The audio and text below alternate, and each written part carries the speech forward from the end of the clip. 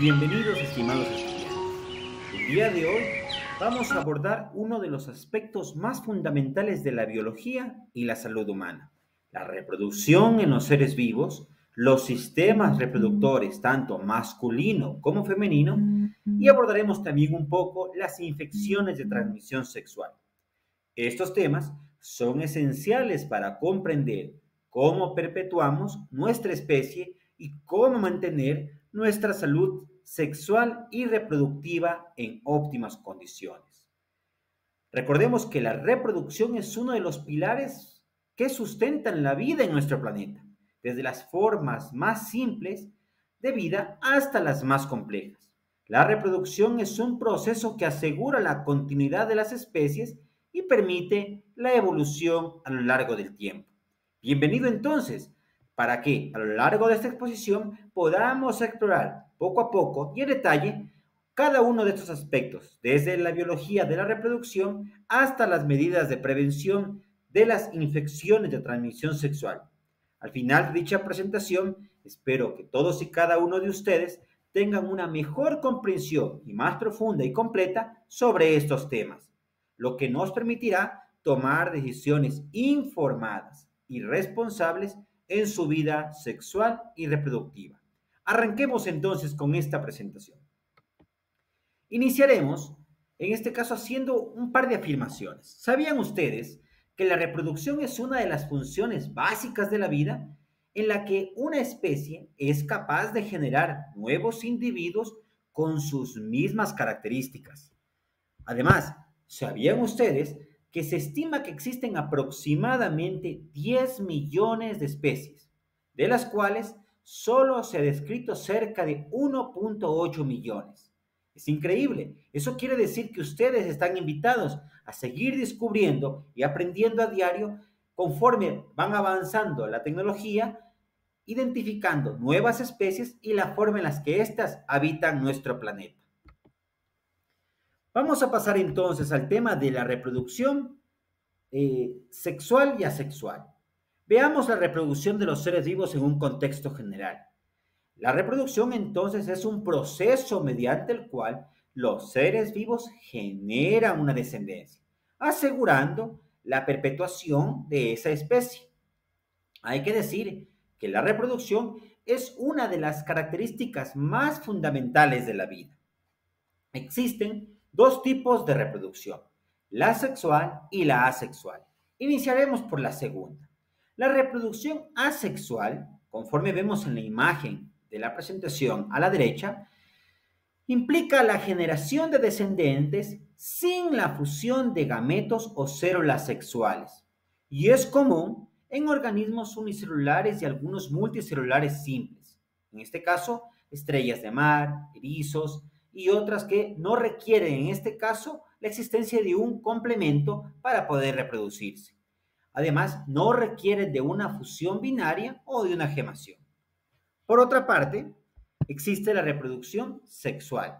Esta reproducción sexual implica, esta sí, la unión de gametos, en este caso, espermatozoides y óvulos, tanto del uno como del otro progenitor de diferentes especies, para crear una descendencia genéticamente diversa.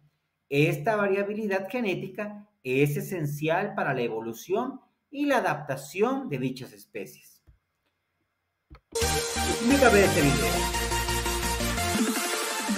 La reproducción es una característica de todo ser vivo y consiste en generar nuevos seres vivos o descendientes con la información genética de sus progenitores, asegurando así la supervivencia de la especie a lo largo del tiempo y evitar su extinción. En pocas palabras, la finalidad de la reproducción es la de preservar la especie. Existen dos tipos de reproducción: reproducción sexual y reproducción asexual. En la reproducción sexual se necesitan de dos seres vivos para dar origen a un nuevo individuo. Este nuevo individuo contiene la mitad de la información genética del padre y la mitad de la información genética de la madre. Por lo tanto, el nuevo ser vivo es distinto a sus progenitores. A esto se le llama variabilidad genética. Este tipo de reproducción la tiene la mayoría de los seres vivos del planeta. En la reproducción asexual, un ser vivo puede dar origen a un nuevo individuo, por lo tanto, el progenitor no necesita de una pareja. En este tipo de reproducción no existe variabilidad genética, el nuevo individuo es 100% idéntico a su progenitor, ya que contiene su misma información genética, o sea, no se mezcló con la de ninguna pareja. Algunos ejemplos de seres vivos que tienen este tipo de reproducción son las estrellas, erizos y esponjas de mar, bacterias, algas, hongos, algunas plantas, las medusas, etc. Interesante, ¿no? ¿Has dado cuenta? Hemos podido observar entonces las diferencias entre la reproducción sexual y asexual y la importancia que tiene para la perpetuación de una o las especies en nuestro planeta. A continuación, vamos a hablar sobre el aparato reproductor tanto masculino como femenino. Ambos cumplen funciones particulares e indispensables en el proceso de la reproducción humana. Iniciaremos en este caso por el aparato o el sistema reproductor masculino. El sistema reproductor masculino está compuesto por varios órganos y estructuras, siendo en este caso el pene y los testículos los más destacados. Los testículos son glándulas donde se producen los espermatozoides a través del proceso de la espermatogénesis. La testosterona, una hormona producida en los testículos, desempeña un papel fundamental en el desarrollo y mantenimiento de las características sexuales secundarias masculinas. Es por ello que esta hormona es la que permite que los hombres a una determinada edad modifiquemos nuestro tono de voz y aumentemos la capacidad de vello facial. Por otra parte, la eyaculación es el proceso mediante el cual los espermatozoides se expulsan del cuerpo a través del pene durante la actividad sexual. Los espermatozoides viajan a través de la uretra y salen del cuerpo a través del semen. Importante reconocer cada una de las características del sistema reproductor masculino, misma que tendremos que ir profundizando poco a poco en nuestras clases. Por otra parte, es importante conocer e identificar el sistema reproductor femenino. El sistema reproductor femenino incluye estructuras como los ovarios, el útero, las trompas de falopio, la vagina y los senos.